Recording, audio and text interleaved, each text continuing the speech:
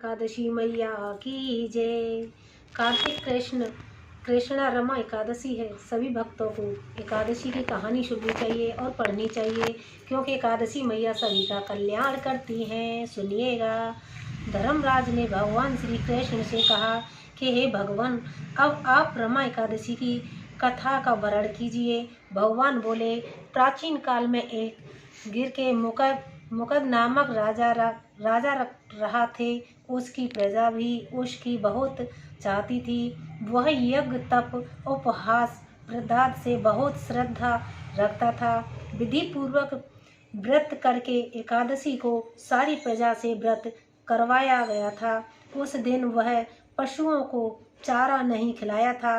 राजा के चंद्रमाचल नामक एक कन्या थी, जिसका विवाह राजा चंद्रसेन के पुत्र शोभन के साथ हुआ था।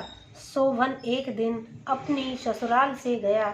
उसके कुछ दिन बाद भी कार्तिक की रमा एकादशी का व्रत आने वाला था। इसीलिए शोभन की स्त्री चंद्रमा ने कहा, अपने गांव को चले जाओ, क्योंकि 1-2 दिन बाद एकादशी का व्रत आने वाला है। मेरे पिता की आज्ञा है कि इस दिन सारी प्रजा व्रत करे। जो नहीं करता है वह भारी दंड को पाता है।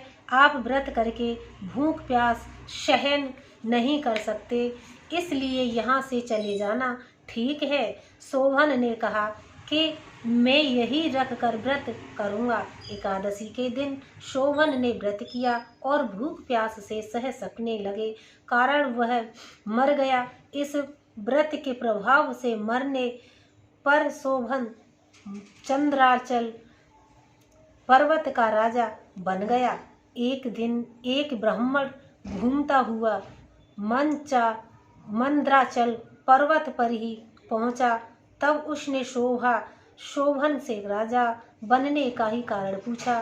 शोभन ने कहा, मैंने अपनी ससुराल में एकादशी का व्रत किया था, उसके प्रभाव से ही यह सब हुआ। शोभन ने कहा, यदि मेरी रानी चंद्रप्रभा एकादशी का व्रत करके उसके पुण्य मेरे अर्पण कर दे तो वह मुझे प्राप्त हो जाएगा और हमारा राज्य स्थिर हो जाएगा।